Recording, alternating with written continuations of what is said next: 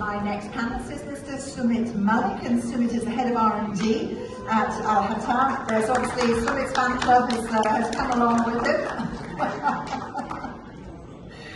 So I'm a chef by trade, been doing product development for the last 27 years. I currently work with a fantastic business in Saudi Arabia called Al Hatta. Most of you who are from Saudi recognize the name as a household name in that part of the world.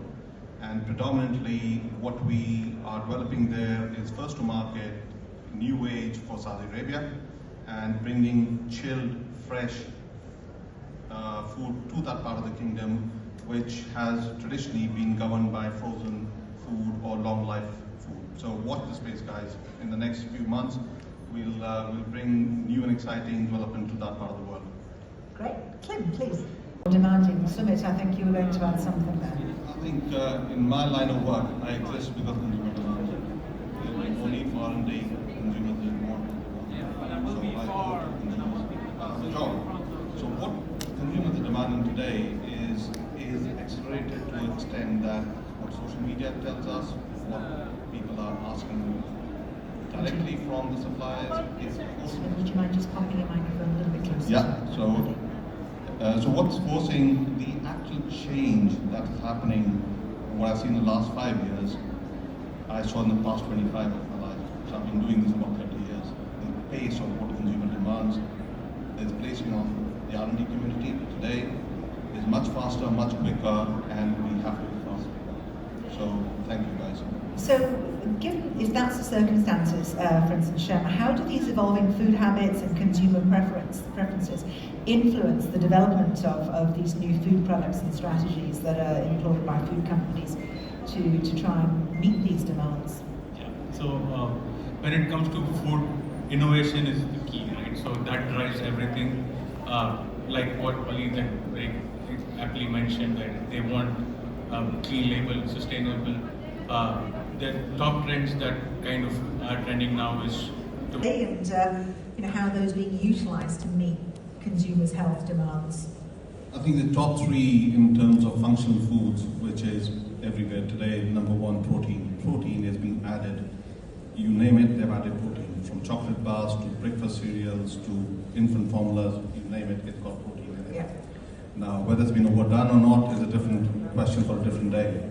The other nutraceutical that we are finding now is what's been added specifically is all around reducing meats, and the people are adding soy, which is almost additive for certain purposes, but also is being utilized for women's health. It's being utilized for driving down cholesterol, and it's become a big part of what's happening out there.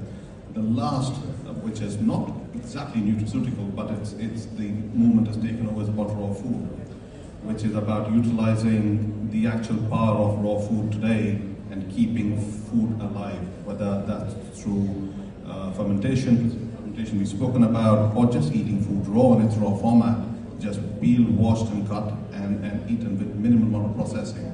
So for me, the biggest three things that I'm seeing in the market today is all around making sure we get the best quality protein, the best quality of raw fruit and vegetables we're growing, and soy is being added into the mix.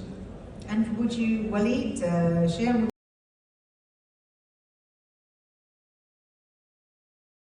Which have not really existed in this part of the world.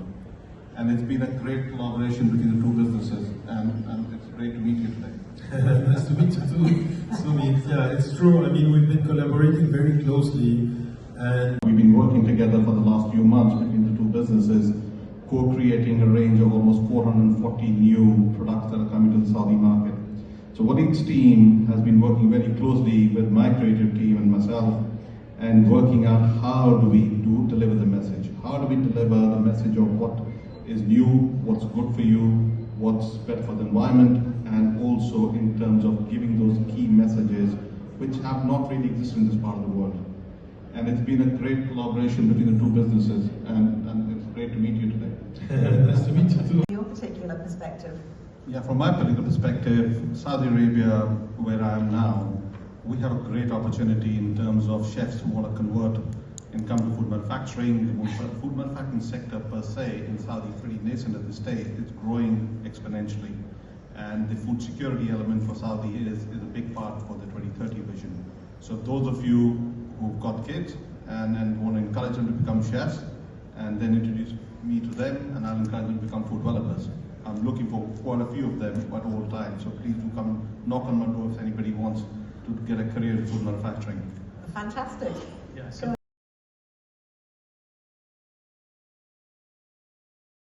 Yeah, please do. Essentially, what we are finding, especially with the work we're doing at Al-Hatab, and Wally is very aware of it, the consumers are very, very savvy today. And there is a price to consumer with your ratio where the consumer is ready to pay. But what they want for that price today is a lot better sourcing, a lot better taste, a lot better for your health. And if you're not able to deliver that, you are just competing on price. And those days are long gone that you can't deliver what the consumer wants.